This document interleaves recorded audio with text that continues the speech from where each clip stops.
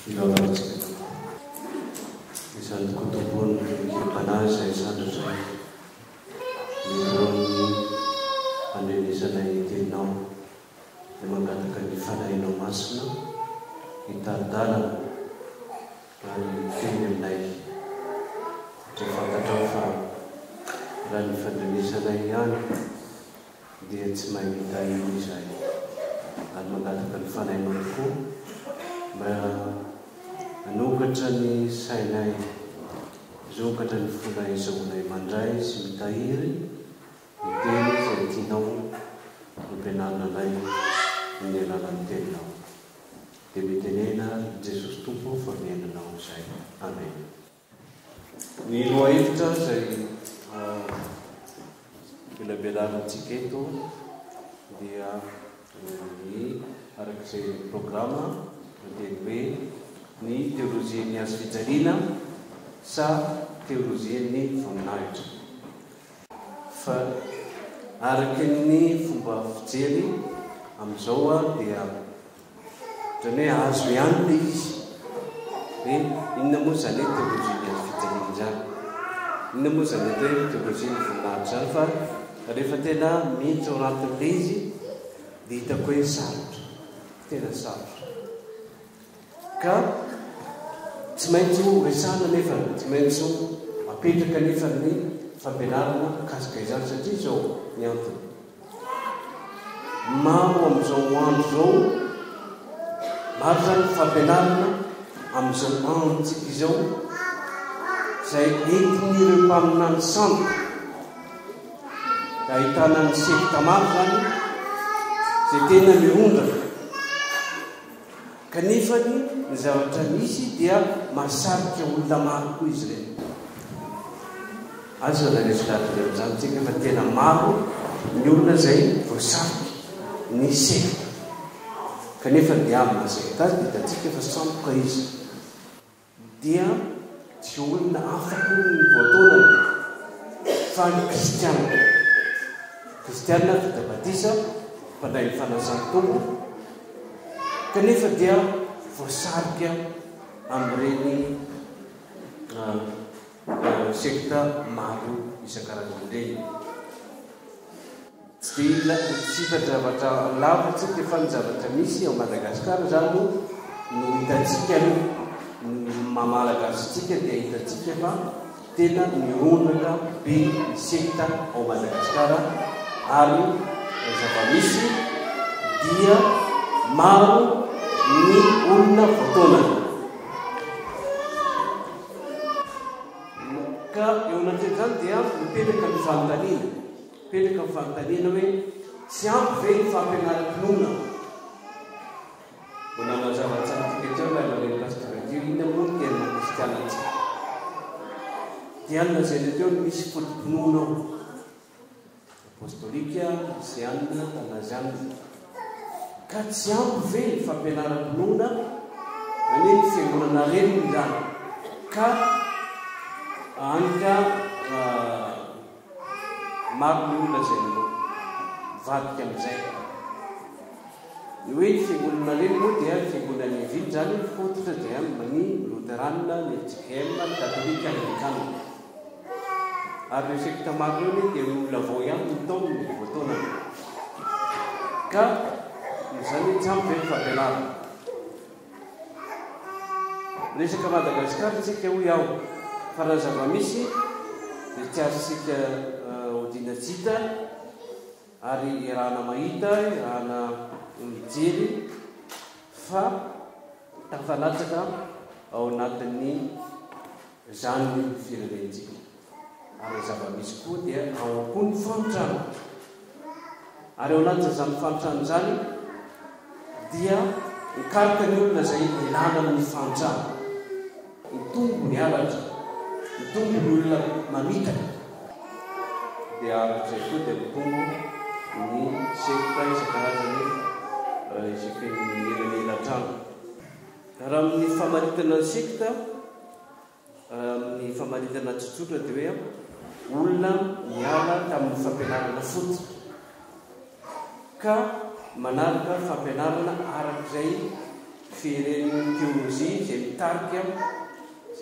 azy zany atao hoe misy guide spirituel de français dia hoe organisation d'inspiration religieuse ou mystique dont les membres vivent en communauté et sous l'influence d'une ou plusieurs personnes dissidents de la doctrine générale, majoritaire ou officielle, avec le secteur et qui se caractérise par le fanatisme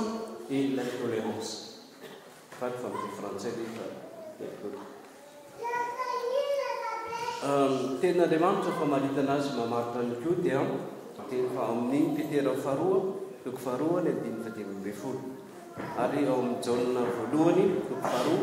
ny andiny fadimy amby folo io koa dia mamaritra ny hoe inona moa zany atao hoe secte zany arak'izay voalaza ao amin'ny tenandriamanitra. Petera faharoa toko faharoa ny andiny fadimy amby folo, Jaona voalohany toko faharoa ny andiny fadimy amby folo. Ka heverina fa fototra ny manana ny fotsonoana araka ny tenandriamanitra, miorina araka ny tenandriamanitra. Efesiana toko faharoa ny andiny faharoapolo sy ny faharoapolo araka ny voalaza ao dia ny fampianarana fototra dia miorina ao amin'ny Jesosy Kristy ary eo ambonin'ny fanorenana ao amin'ny Jesosy zany ny apôstôly sy ny mpaminany dia tenandriamanitra izay hoentina ny baiboly zany. Ary ny famarinana teo dia ny baiboly zany ny tenandriamanitra, ny tena misy enina ambinipolo io no eken'ny fiangonana reniny ho hitondrana ny fampianarana, fitondran-tena ary ny zavatra rehetra mikasika ny fiainany maha-kristiana. Noho izany dia lazaina fa tena manana andraikitra ny fiangonana reniny mpianatra sy hanazava mba azahoan'ny kristiana alala tsara zay nono. Io mantsy ny olana zany ary fantanina hoe ampy ve fampianarana sa tsy ampy. Ka noho izany dia manana andraikitra ny fiangonana reniny mba ampianatra, mba halalana kristiana tsara zay nono. Io moa dia teny Paoly apôstôly hoe fantatrao hoe zay nonao, ary Paoly apôstôly dia milaza fantatro zay noko. Ka amin'izany fahafantarana zay nono zany dia azoany miambina, azoany mamantatra. Ary io teny Kristy Jaona hoe fantarina ny fanahy na avy amin'Andriamanitra. Ahoana moa ny fantarana olona zany raha tsy misy fampianarana mazava izay apetraka ny fiangonana, izay andraikitra ny men'Andriamanitra ny fiangonana ampianatra, anao ampianatra ny firenena rehetra. Ka misy fampianarana izay tsy maintsy atao zany mba azoan'ny olona miambina, mba fantatra tsara zenony, mba tsy ho voaremby ny fampianarana maro sampaka isan-karazany ny meno. Azavaina amintsika aloha ny atao hoe teoloziany azo fijaliana. Ny teoloziany azo fijaliana dia raha fomba tsotra ilazana azy koa dia hoe ny teoloziany fahoriana, théologie de la souffrance ou théologie de la foi. Paoly apôstôly no tena mazava antsika ny amin'ny teoloziany azo fijaliana. Dia mijery zany tsika hoe ahoana hoy ny soratra masina, ahoana ny anambarana soratra masina azy. Dia kasika ny fahoriana zany. Raha ny testamenta taloha mijerena, Genesis toko fahatelo andiny fahaenina ambin'ny folo sy fahafito ambin'ny folo, dia ny fahoriana dia vokatry ny fahotana. Zany hoe vokatry ny osona noho ny tsisy fiainona ny ten'Andriamanitra. Tsika mitantara fa rehefa tsy niaino ny ten'Andriamanitra dia masiva dia lavo izy. Ny tonga ny osona hoe ianao amin'ny terranao dia hita fahoriana ianao, ary ny tsebony tavanao mihinananao zany hoe misy fahoriana zany vokatry ny fahotana dia ao amin'ny testamenta ihany koa dia ahitana matetika ny hoe ny fahoriana dia ao ny arety mandringa zany ao ny nosary ao ny fahavalo zany zany dia milaza fahoriana avokoa ao amin'ny testamenta taloha obolana faharoapolo fahavalo dia lazainy obolany fa hoe andro famaizana tsorakazon'ny fahatezerany Jehova andro fanefirina mahory fanaitainana ary fanalanana zany ny hevitra rehetra hoe fahoriana ary ny ao anatin'izay koa ny hevitra faharoa etin'ny testamenta taratra amin'ny testamenta taloha dia hoe ny fahoriana dia entina milaza koa fizahan-toetra Isaia 9:20 fizahan-toetra misy endrika anadiovan'Andriamanitra ny olony izany ny firenena izany dia misy ampadirovin'Andriamanitra fahoriana mba hizahan-toetra azy dia tantara anankiray amin'ireny izay fantatsika dia mikasika ny Jona ka na dia teo aza zany fahoriana zany atao amin'ny entiko amin'ny testamenta taloha izay hoe vokatry ny fahotana satria lavitra n'Andriamanitra ary ny teny Isaia hoe ny fahotanareo no hevitra mampisaraka anareo amin'Andriamanitra ka noho izany dia miteraka fahoriana izany fisarana amin'Andriamanitra zany fahafatesana dia nataon'Andriamanitra fitaovana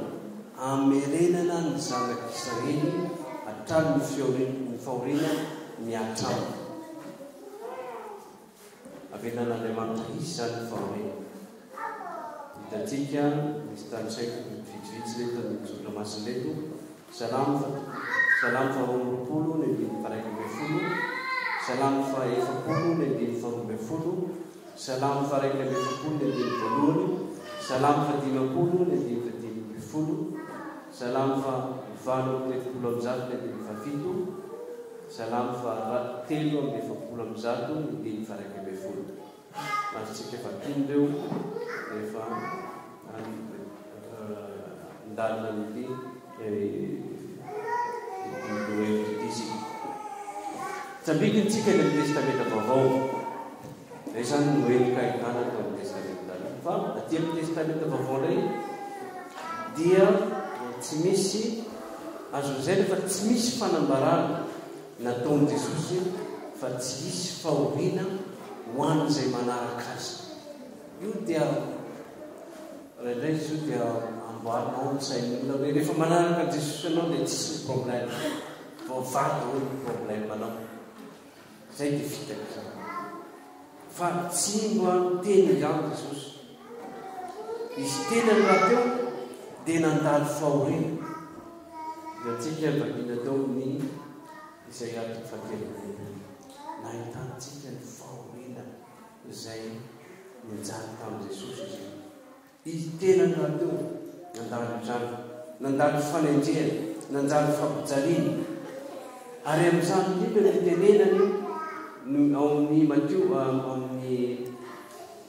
Jona 4:17 hoe eto amin'izao tontolo izao no ahitanareo fahoriana teny Jesosy eto amin'izao tontolo izao no ahitanareo fahoriana nambaran Jesosy aza fa amin'ny andro farany dia isy fahoriana lehibe any amin'ny Mateo 7:20 hoe isy ny hotany isy mosary isy ady firenena iady ny firenena fanjakana iady ny fanjakana fahoriana fiandany fahoriana zany ka amin'izany dia isy foana zany ny fahoriana raha mbola eto amin'ity tany ity ary io no Jesosy tamin'izao tontolo izao rehetarany fahoriana Ary dia ambaran'i Jesosy koa nefa ao anatin'izany dia ho izy hoe eto amin'izao tontolo izao hitanareo voalohany efa malokely fa izao fanare izao tontolo izao. Ary zao momba anareo mandrakariva ambara-patonga ny fataperany izao tontolo izao. Eo anatrehan'izany dia miatrika fahoriana mimena.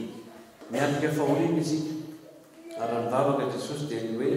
sy ny ampiala azy amin'izao tontolo izao fa mpanatongana azy amin'ny ratsy. Miatrika zavatra sarotra ny meno zany. Ka na dia eo azy izany dia misy ihany ny mampiavaka ny fahoriana izay miaritra meno amin'ny tsy meno. Fa zay nefa fa saminy mandalo zavatra sarotra daholo na ny meno na ny tsy meno. Ka indraindray dia azo lazaina aza fa mafy kokoa, ary io tena tsy takatra ny sain'olona, mafy kokoa aza ny fahoriana manjo ny meno noho ny tsy meno. Isika izy d'accord amin'izany fa tena marina. Ny fahoriana miaritra amintsika mino mafy kokoa noho ny tsy meno. Ary io mahatonga ny mpanao salamo hoe olozy izy saika lavo nahita amin'izay. Toa miada, toa tsy misy fahoriana. Ary io lazaiko hoe tsika azy ilay tena mandalo azy sarotra. Ka araka izay hitantsika teo amin'ny Testamenta taloha zany dia misy endrika famaizana, fanitsiana ao anatin'izay fahatezeran'Andriamanitra. Noho ny ota dia misy rozona zany. Tamin'ny fotoan'andro moa dia misy ny famonoan'Andriamanitra dia misy ny fanatsitra ny ota izay anatsatra mba tsy rehitra ny fahatezeran'Andriamanitra. Toy ihany dia ao anatin'izay ny olona manao fanatitra noho ny ota dia mariky ny fanenena sy ny fibebana ihany koa zany. Raha mamaky epistoleny Hebreo sika dia mahita taratra amin'ny izany hoe fanatitra ny ota anatsatra izany. Raha tsy misy famelan-keloka, raha tsy misy raha latsaka ny epistoleny Hebreo. Dia ny Testamenta taloha zany dia arak'izay hitantsika teo fa mampiseho fa tsy niteny misy Jesosy ary tsy misy teny Jesosy amin'ny Testamenta vaovao hoe rehefa manaraka azy ianareo dia milamina ny fiainanareo. Ary io mahatonga ny rehefa tonga Jesosy dia inona no ilazana Jaona Paolo Batisa azy? Ilo ny zanak'ondrin'Andriamanitra izay manaisotra ny fahotana izao tontolo izao. Izany hoe ny azo fijalian'i Jesosy zany izay nitondrany fahoriana vokatry ny fahotantsika ka ny rany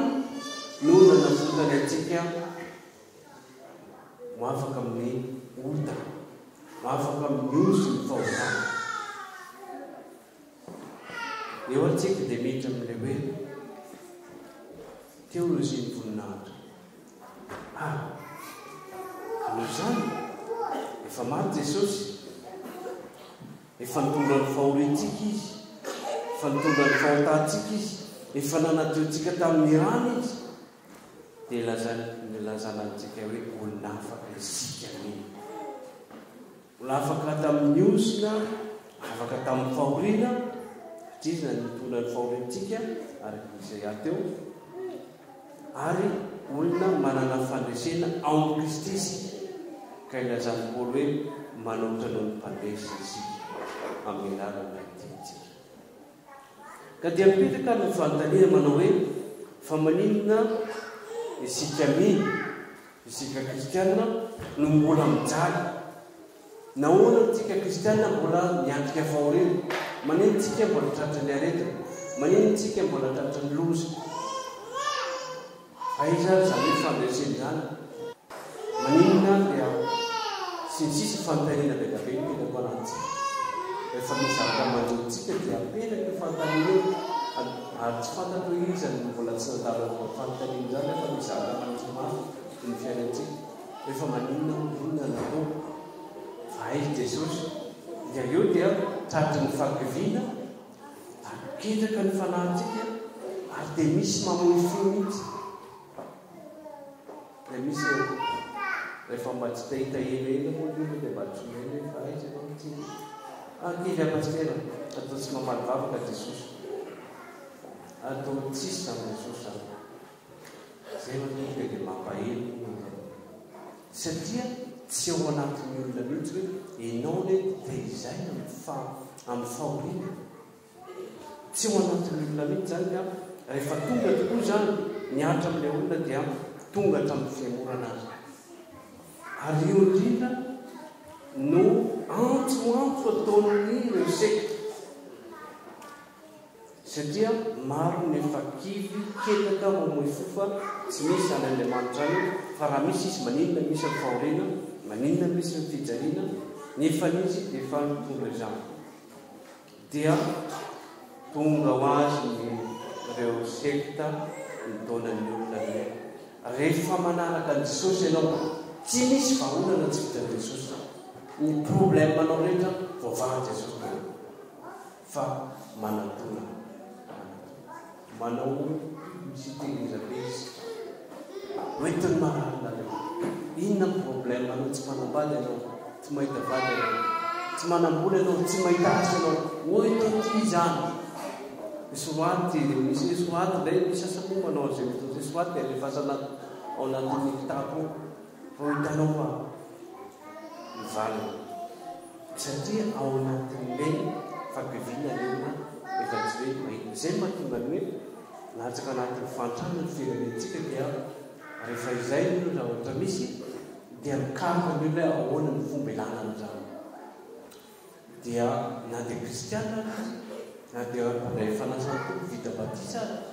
dia moramora ho an'ny rehefa mipetaka ny fahoriana ny fantrana dia ao anatin'ny olona ny fitiavana tianana ka eo no lazaiko hoe misy fitakao dia araky ny lazaiko teo hoe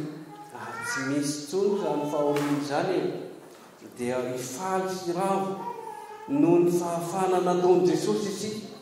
ka miandrana fahasoavana lehibe miandrana fahasoavana lehibe dia io no atao hoe teolojia ny voninahitra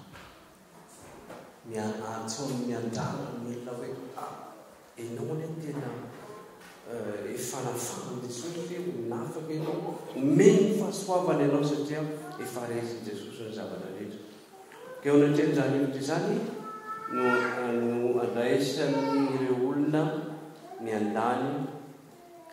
reo mitarika zany reo sekta mitarika azy mampiseho ny zany hoe teolojia ny voninahitra zany dia ilazany hoe ny mino dia olonafaka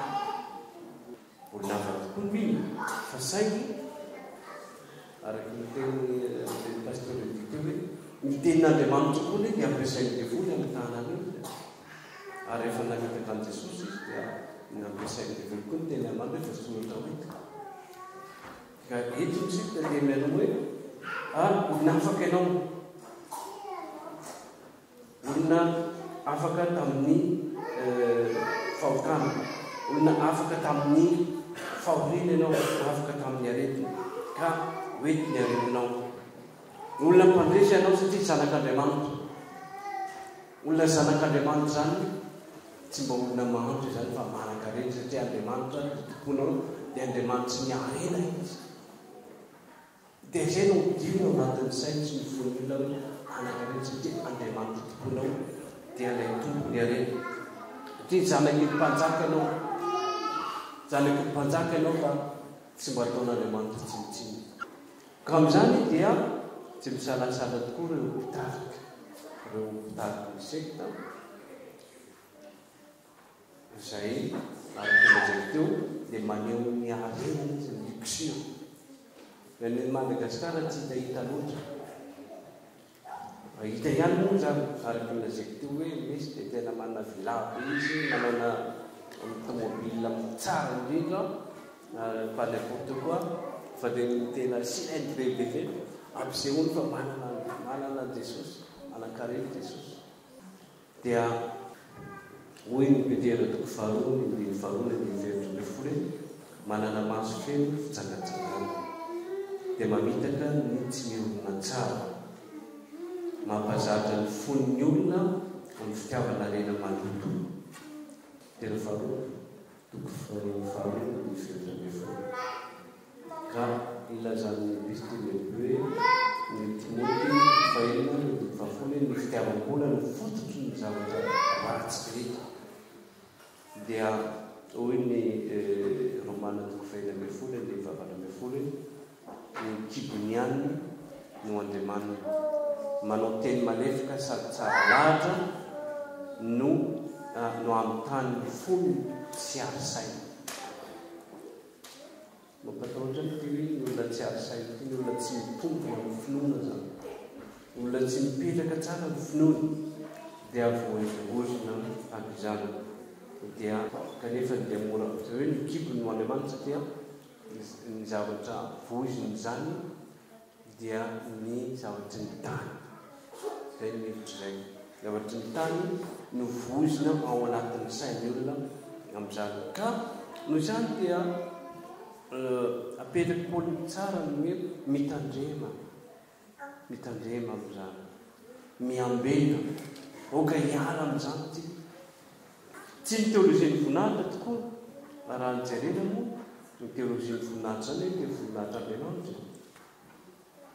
raha ny tokony izy dia ny teolozian'ny voninahitra dia tsy azo foana zany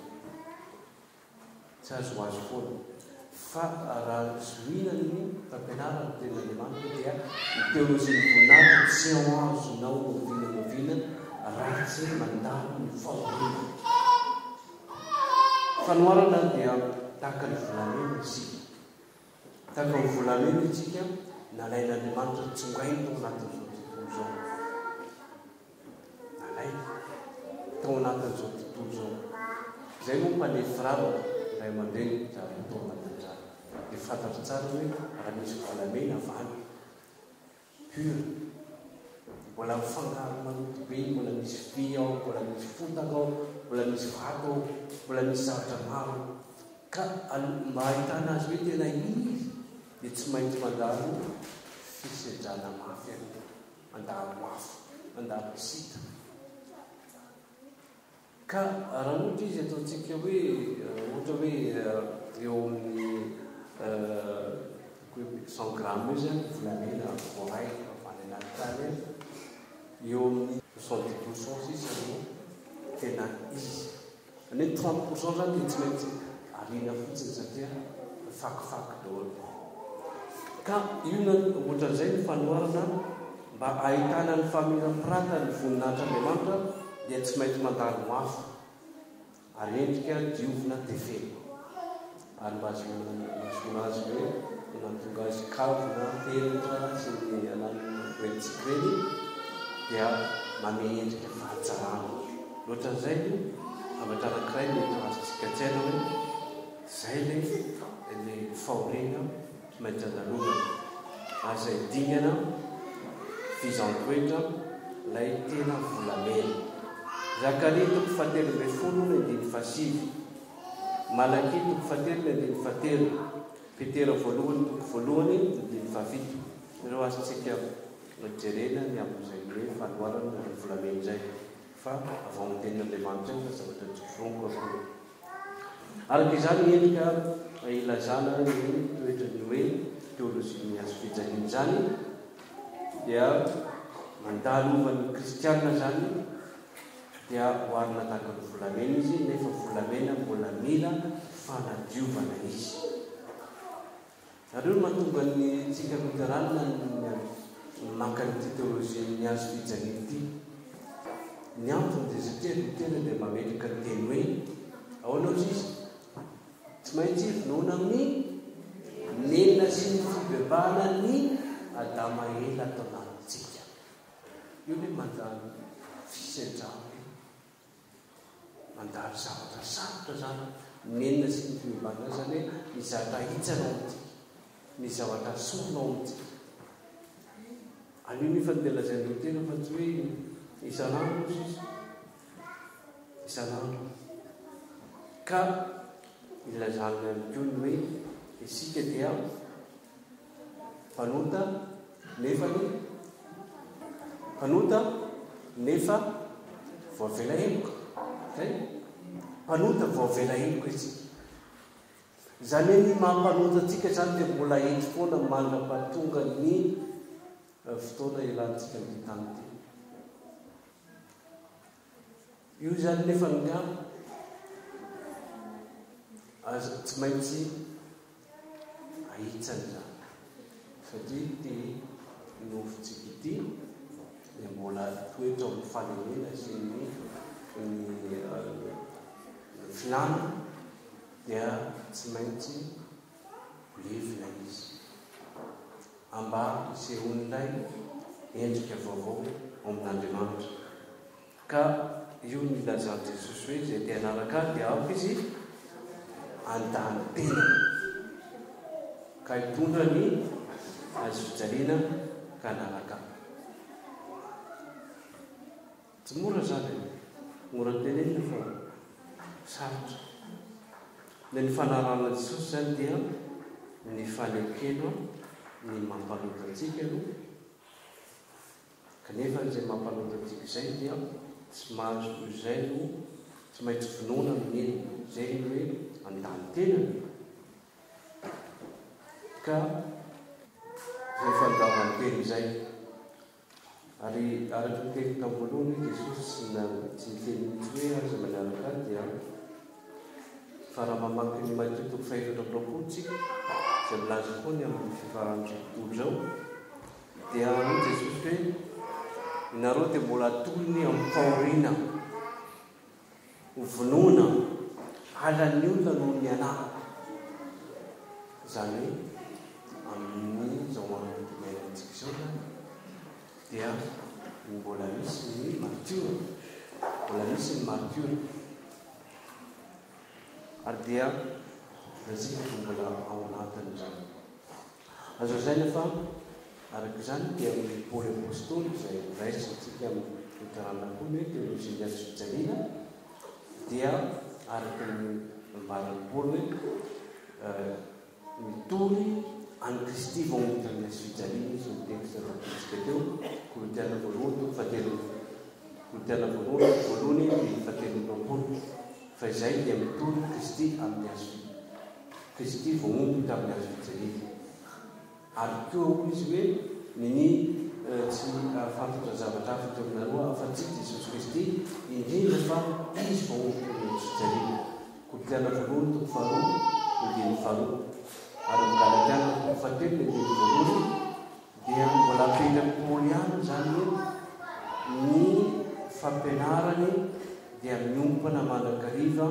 amin'ny azo fijaliana Jesosy Kristy dia tsapany Paoly zany teo amin'ny fiainany Paoly sy ny fampianarana dia mirona amin'izany ary io dia efa nampahafantarany Jesosy azy rehefa fony izy nanaika Jesosy rehefa lavo izy teny lalany Damaskosy dia teny Jesosy hoe ndana niraka nitsany izy teo tsy ny raha Jesosy ndana rekalana izy fa miseho azy izy ny zavatra tsy maintsy aretana noho ny anarana ary ty tsapany Paoly loatra zany hoe zavatra aretana zany ny amin'ny fanarana Jesosy ary dia nataony Paoly horehareha ny azo fijaliana Jesosy ary lazainy hoe mitondra ny mariky ny azo fijaliana Jesosy amin'ny tenako aho ka lazarina toko faharoa ny faharoa mitondra ny azo fijaliana mariky ny azo fijaliana amin'ny tenako aho ary io ngamba no milazany ngataky ny telo izy tamin'ny tompo hoe Jesosy satria Paoly dia taizana aretina izy ary misy aretina tena mitaiza azy ary zay no tonga lioka azy satria mitany mitsabo azy nangataka izy miteny tamin'ny tompo hoe mba hisorona aminy ny aretina dia hoy Jesosy amiko anao ny fahasoavana aniry dia tamperana ny fahalemena ary tsapany koa hoe mba tsy ary no ny ambetsahany fanambarana azo dia nasiana tsiro izy, nasiana tsiro dia miaretina ny taizany zany. Ary zay fiainany koa zany ny fampianarany dia hitantsika amin'ny zavatra fampianarana rehetra fa tena miombana amin'izany hoe teolojia ny azo fijaliana zany. Kanefa na dia ao azy izany rehetra zany dia tsy milaza hoe tena lehilahy oly manlava kivy ketaka sy ny mamoy foko sanatria fa ao anatin'izany fahorin'izany dia mbola miteny izy hoe mifalia mandrakariva, mifalia miareta fahorina satria ao anatin'izany fahorin'izany no sy ny fanantenana ny Paoly. Romanina 8:20, Romanina 12:20 zay tenenany hoe mifalia amin'ny fanantenana, miareta amin'ny fahorina ka ananany fahasahinany be noho izany fahatsapany zany hoe na inona amin'izao fiainany zao. Haintsika ny tombon'izay Romanina 8:5-7 fa tsy misy masaraka amin'ny fitiavan'i Kristy na inona na fahorina na fanenjena na misalo na fitanjana dia tsy misy asaraka amin'ny fitiavan'i Kristy. Dia araky ny teny voalohany hoe teolojia ny azo fijaliana sa teolojia ny voninahitra. Raha arak'izay zany marafezika any hitatsika ny zavatsoa azontsika amin'ny teolojia ny voninahitra mba tsy voafitaky ny ataon'ny olona zay milaza azy ny andrano hoe teolojia ny voninahitra kanefa ny mamatika ny tenin'Andriamanitra ny tena marina. Tsy ny teolojia ny voninahitra ny ratsy, tsy ny tenin'Andriamanitra ny ratsy, fa misy olona mamatika ny tenin'Andriamanitra mba zahoany manitaka ny asany devoly zany. Ary dia hitatsika fa nalaina fanahy tamin'izany teolojia ny voninahitra zany Jesosy.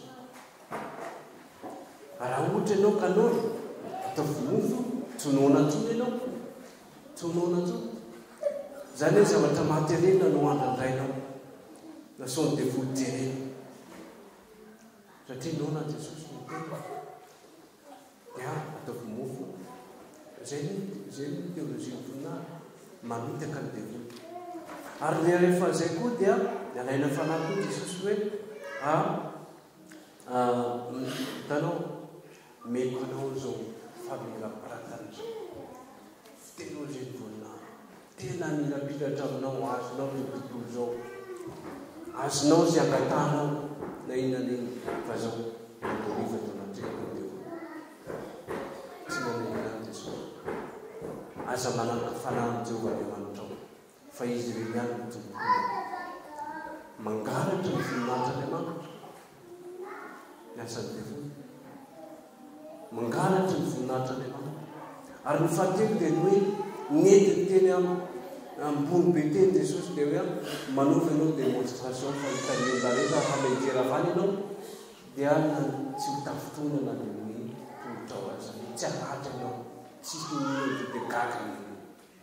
tena zavatra tena fakapanahy koa zany anaovana démonstration. Ary zay zava-misany ny teolojia ny voninahitra ty no zavatra anankitelo ka izany rehetra zany dia tena famitahana hoe ny devoly manitaka ny olona ary dia miteny hoe fiadanana kanefa dia tsy misy fiadanana koa fa fitaka sandra. Dia namelolena namaky ny apokalypsia teo ny dokotera dia mahita teny hoe izay maharesy misy fiangonana fito izy tany misy minona zany apokalypsia faharoa dia rehefa faraparany eny dia misy teny hoe izay maharesy dia meko asa ny voninahitra fiainana. Ny sasany dia fa mbola tsy manomboka akory ny misionany dia fa milaza izy hoe dia menasa voninahitra Za mihitsy mipetraka teo amin'ny seza fiananan'i Jesosy. Asa itsy fatatsika ny tiakorenazany. Dia piteny mihitsy zany misy zany mpanjaka Madagasikara, za hitondra Madagasikara. Hitantsika maro ny fanoteny izay no olona reo fa dia hitantsika hoe sa ka eo anatrehan'izany dia hitantsika mahatonga le hoe teolozian'ny voninahitra sa teolozian'ny fijaliana hiandarantsika mankilesona amin'izay. Dia ny fahitaniana dia hoe inona ary no lesona azontsika amin'izany, dia hoe inona ny antony mbola andalovantsika faorena dia mametraka ny teolozian'ny faorentsika na teolozia azo fijaliana sa nangan'le izay teny hoe fiadanana ny teolozian'ny voninahitra kanefa ny entina mamitaka dia hitantsika fa marina tokoa ny tenin'i Jesosy hoe manehoinany ny farany any dia misy mpamina samboka sy mpampianatra samboka ka mitandreny ianareo. Zay zany no lesona amintsika. Napetraka fanontaniana tao Kristo dia inona mankristiana antsika dia afaka mamalitra tsika hoe teolozian'ny azo-fijaliana sa teolozian'ny voninahitra. Fa maritana farany atao amin'oloko dia hoe ny zavatra misy dia ireo mpianatra Jesosy, ireo apôstôly 12 dia maty martyra avokoa, afa-tsy izy afatantsika tsy maty martyra Jaune Mariam fa sisa izay maty martyra tolona ka raha izay ny hoe manaraka an'i Jesosy tsy mora dia nefa n'izao ao anatin'izany mety zany tsy atao akileko, tsy atao hoe tena sara fa ao anatin'izany mena no itenenan'i Jesosy eny zany izany no mpiandry tsara ary tsy misy marombaka aio am-pelatany eo nareo am-pelatany mpiandry tsara Jesosy ary manana izay zakatsika koa izy fa tsy manao izay zavatra mihoatra izay tsy zakatsika koa izy fantat'Andriamanitra fa matoky izy marina ary ho an'izay marisy ho an'izay maritra tamin'ny farany hovonjena ary hosatoan'Andriamanitra sady voninahitra fiainana ho an'izay rehetra maritra tamin'ny farany izay marisy zany. Izay no ampianarana foiny asana foina na izay fa dia misotonareo na eny fitalian-dalana no tena ataoko fa zavatra betabe ny azo izany izy io fitalian-dalana amintsika mba azahoantsika miambina azotsika mahalala hoe ahoana ny fontsika inona mankristianantsika dia tena betsaka zany hatramin'ny fotoana ity hatramin'izao asa malala hoe mbola mankristianantsika dia Jesosy aloha nitahinantsika hatramin'ny farany tokoa ady atao mivavaka Jesosy eo tehirizonao fa tena tsy mantanana zany dia tena mivavaka zany tsy mantanana Jesosy fa tehirizo aminao manan'izay fa raha tehirizo ny finoana fa lemena sy ny sisa fa soa ihany fa olitibokiny soa ihany fa teonao Jesosy soa fa teonao Jesosy voninahitra leon'Andriamanitra ny zarana firay masina zay tanatao-bibika manan'izay lavaka asika otranao Jesosy fitiavanao sy fandramonao ary dia ampireny toy ny fonay Jesosy ary dia tany mafy izay tany mafy foanao fantatao fa tsy mantanana ary mpianatra fa izay miteny fonjeo izay fanampy ary dia izany tokoa izay ao anatin'ny sambo fiarany fonaofao ny zavatra midrivotra sy midrivotra sy ny ranomasina dia onjany zany fiainana soa ihany fa teon'i Jesosy dia aza mbafoanay sotanao zay no ny fotoana zay leao azonay koa malalanao sy ny fampianarana maro